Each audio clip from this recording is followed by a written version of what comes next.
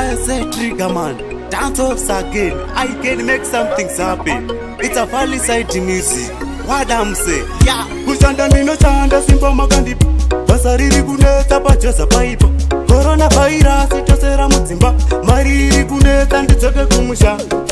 Upenyu hwepanyika pano kutsungaira, kupoterera, kudai zvaibvira, kugara ndiri pwere ine ndaida. Titori nani? Upenyu hwepanyika pano kutsungaira, kupoterera, kudai zvaibvira, kugara ndiri pwere ine ndaida.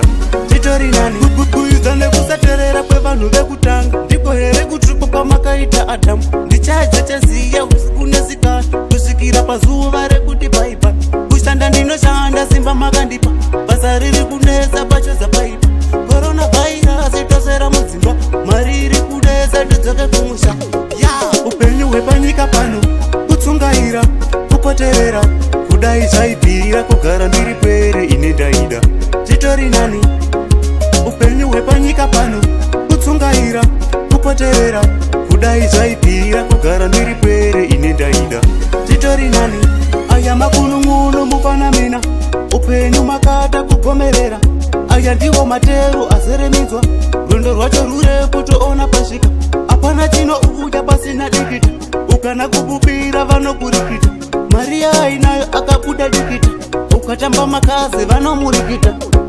Upenyu hwepanyika pano kutsungaira, kupoterera, kudai zvaibvira, kugara ndiri pwere ine ndaida.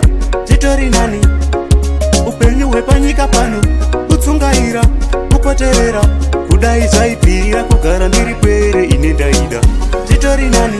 Kuidza nekusaterera kwevanhu vekutanga ndiko here kutsvuka kwamakaita Adamu. Ndichaedza chaziya usiku nesikati kusvikira pazuva rekuti bye-bye. Kushanda ndinoshanda simba makandipa, basa riri kunesa pachoza paipa. Coronavirus itosera mudzimba, mari iri kunesa tidzoke kumusha. Upenyu hwepanyika pano kutsungaira, kupoterera, kudai zvaibvira, kugara ndiri pwere ine ndaida. Titori nani?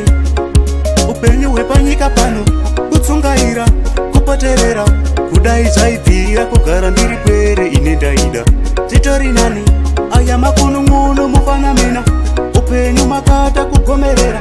Aya ndiwo matero azeremidzwa, rwendo rwacho rurefu toona pasvika. Apana chinouya pasina dikita, ukana kububira vanokurikita. Maria ainayo akabuda dikita, ukatamba makaze vanomurikita.